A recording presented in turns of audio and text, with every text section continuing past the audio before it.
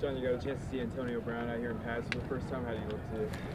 Like he did in shorts. He's getting close, and hopefully after the day off tomorrow he'll get closer. But we need him on the grass. We need him to get going, and he's chomping at the bit. He's not a real patient guy, and hopefully it'll be sooner than later. He came out here today. Was it always the plan to have him do what he did and leave? Yep. Yes. What's his injury? I'm not going to get into all of it really. He's day to day, and it's nothing serious, but it's something that's going to take a couple days, and we'll keep you posted. Do you anticipate him playing in any of the preseason games? I haven't made any decisions on him or anybody else on the preseason. We have the Rams coming in here for 2 days. We'll start to focus on that, and we'll take it from there. His last rep of the day came against Gareon Conley, a little on play. How do you think that dynamic will go over the course of training camp and just having Conley be able to work against someone like him? How does that make him better? Well, it's going to make them all better. We're going to try to isolate matchups every day. Sometimes you'll come out here and see Conley with Antonio, Conley with Tyrell, Conley with Renfro, whoever. We're trying to see certain matchups, and I think the competition has really helped everybody get better. John, you did some simulated game stuff there at the end. You seemed happy with some of it, not so happy with other aspects of it. How would you gauge the progress of everybody this early in camp in that regard? Yeah, pretty good. I'm not going to make a lot of predictions here. We like where we're going. We feel like every day the offense makes some plays, the defense makes some plays. There's corrections that need to be made, but we're seeing progress, and we're really pleased with the veteran additions of our team and the young guys that we drafted. So that combination has given us a boost. Coach, you decided to cut Ronald Ollie and bring in Ethan Westbrook. Any particular reason for that? Well, I haven't seen Ollie do anything. We need to get something done here. We're in the business of, getting better. Ollie didn't participate much when he did.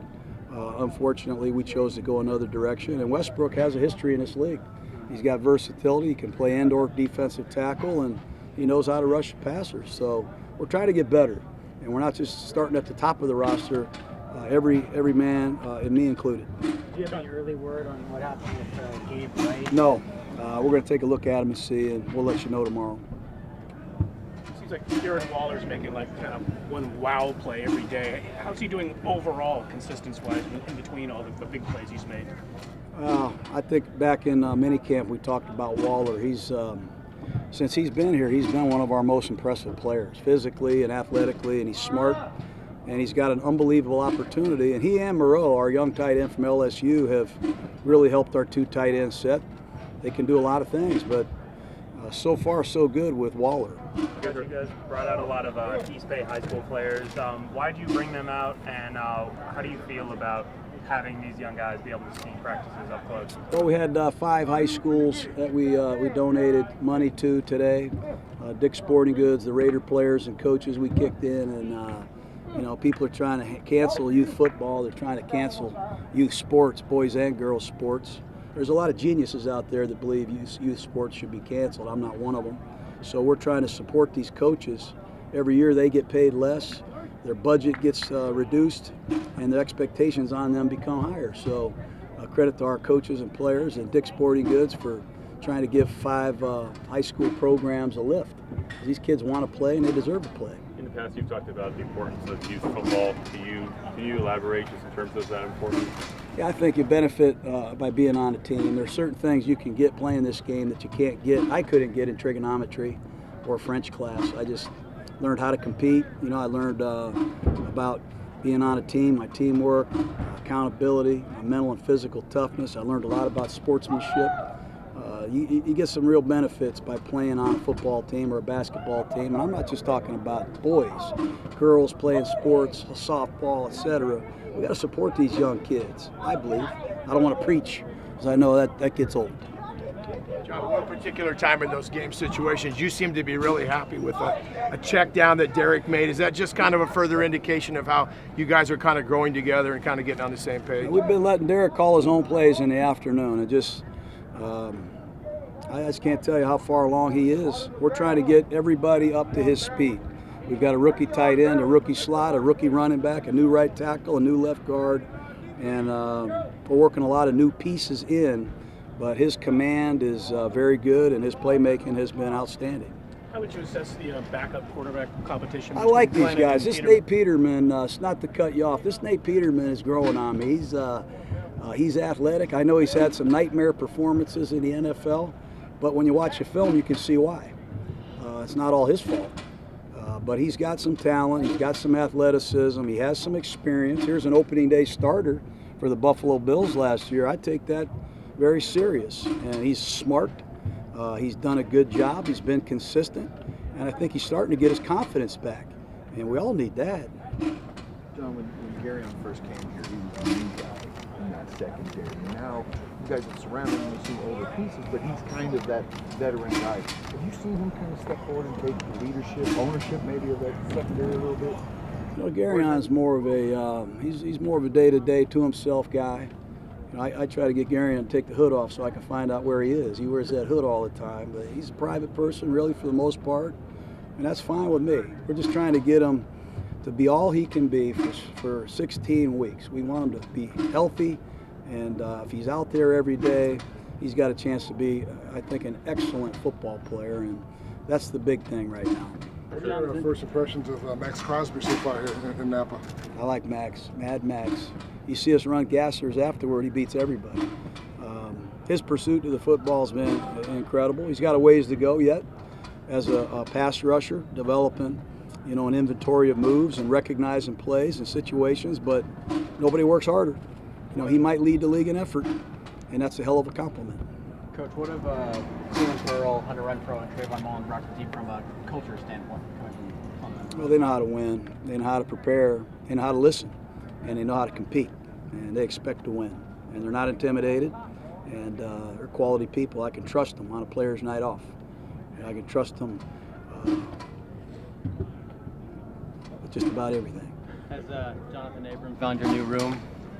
Yeah, that kid's something else. I mean, he's, you know, I don't want to make comparisons, but he's what we're looking for. He's a versatile guy who gives us so much energy on defense, and we have tried to control him. He's hitting too many of our guys in shorts. He even hit some coaches the other day by accident. But he loves to play, and if we had 3-a-days like we used to, he'd be first in line for all those. How do you think the safety dynamic is working between him and Carl? So far, we're doing pretty good, and you know, I think Eric Harris is going to be a guy that's going to compete for playing time. But I think Carl and John are physical guys that are really working hard at the communication and their responsibilities, and it's hard to do. We're throwing a lot at them formationally and situationally. Perfect the other day said that the defense that he played in Cincinnati and what they're playing out here is mostly the same, but the one main difference is involving the fact that the safeties are so aggressive. So they've kind of switched things up a little bit for that. What have you seen from them doing? Well, we only had 2 days of pads. You know, we got to find out exactly what we have, but hopefully Carl Joseph and John Abram are aggressive safeties. That's why we took them both in the first round. We're going to try to use them as playmakers on every down. What sort of pass rush do you expect you guys will be able to get out of your base defense this year? You guys have loaded up on situational pass rushers. Well, who plays a base defense? You know, not many teams play a base defense, really. Most of the teams play nickel on first down, second down, and sometimes every down. But we feel like our base defense, with the improvement of Hankins, who might be the most improved player on our team, the addition of Cleve Farrell will certainly give us some more juice in there, and we'll see what happens. At Hurst, you know, he had some sacks last year. He's got some rush potential, and we'll see what happens at the other end position. John, you mentioned Eric Harris. What is it about him? He's the guy that's just managed to stick around, and you saw him play a lot last year. What is it about him that makes him, you know, keep himself a part of the story? Well, he's a talented guy. I mean, it's not like he lacks talent, and he's a very good special teams player. He can play a lot of positions, and no one cares, but I do, and NFL teams do. So he's a core special teams guy. He can play free safety or strong safety, and he can make plays. Quentin Bell has missed a couple practices now. Any updates to his status? No, it's not as serious as we feared, so hopefully he'll be back within the next week, 10 days. But again, we'll keep you posted on that. 2 more questions.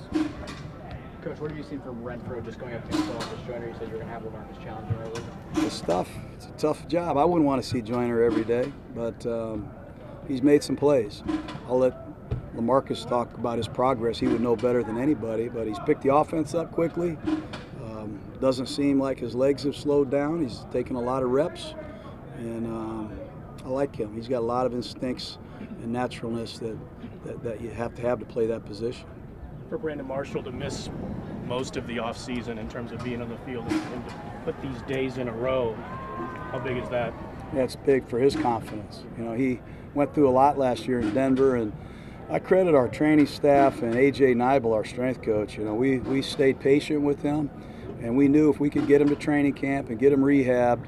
He's one of the best coverage linebackers in football. He has great range, and he's a world champion. He's played a big part of the Broncos' success, and it's good to have a guy from Denver. I'd like to get a few more of those guys, get them off their team too. They're pretty good.